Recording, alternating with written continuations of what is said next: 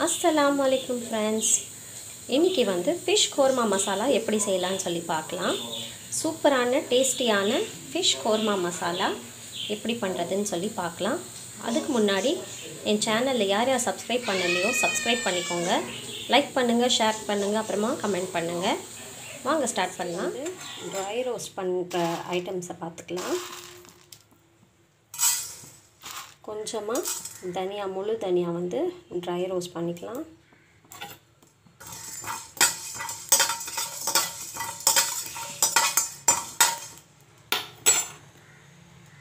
சிம்லியை வச்சு dry roast பண்ணுங்கள்.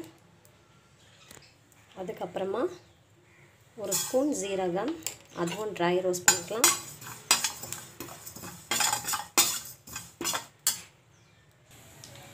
நான் வந்து 4 வெங்காயத்தை கொஞ்சம் தடிசாக தான் கட் பண்ணியிருக்கேன். இப்போ இது வந்து ஆயிலில் கொஞ்சம் லைட் ப்ரௌனாக ஆகிற வரைக்கும் வதக்கி எடுத்துக்கலாம்.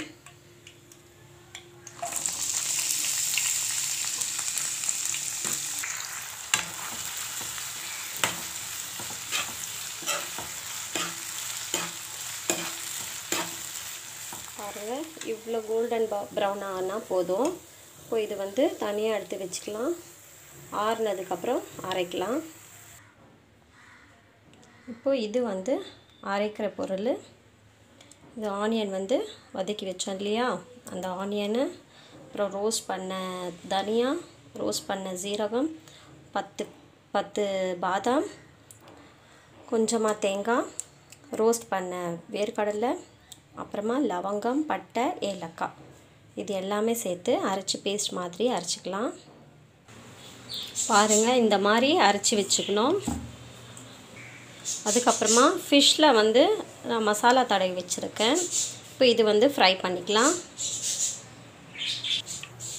ஆயில் சூடானதும் அதில் ஃபிஷ் போட்டுக்கலாம்.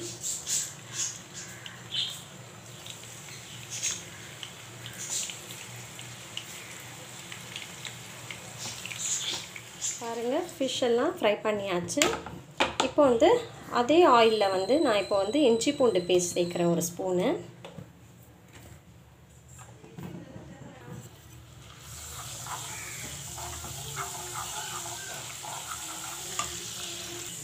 இப்போ இதில் அரைச்சி வச்ச அரைச்சி வச்ச பேஸ்ட்டை ஆட் பண்ணிக்கலாம். இப்போ இதில் 5 தக்காளி வந்து அரைச்சி விழுது பண்ணி வச்சுருக்கேன். இப்போ இந்த தக்காளி பேஸ்ட்டும் ஆட் பண்ணிக்கலாம்.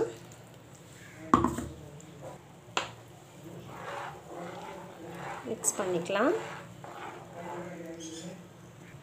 இப்போ இதில் மஞ்சத்தூள்,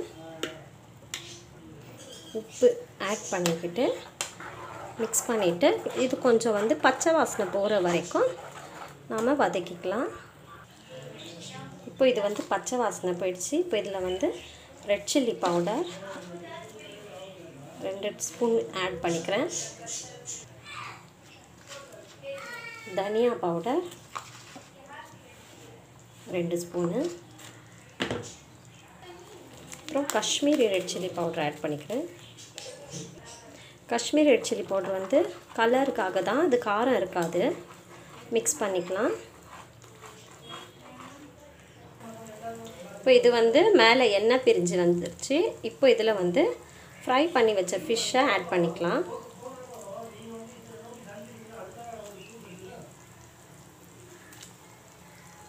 இப்போ இதில் வந்து கசூரி மேத்தியை ஆட் பண்ணிக்கலாம். கொத்தமல்லி போட்டுக்கலாம். இப்போ இந்த ஃபிஷ் கிரேவியை ரெடி ஆகிடுச்சு பாருங்கள்.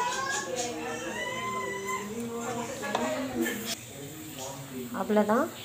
இந்த ஃபிஷ் கோர்மாவை நீங்களும் செஞ்சு சாப்பிட்டு பாருங்கள். நல்லா இருந்ததுன்னா எனக்கு கமெண்ட்டில் சொல்லுங்கள். என் சேனலுக்கு லைக் பண்ணுங்கள், ஷேர் பண்ணுங்கள், அப்புறம் கமெண்ட் பண்ணுங்கள். அப்புறம் சீக்கிரமாக என் சேனலில் சப்ஸ்கிரைப் பண்ணுங்கள்.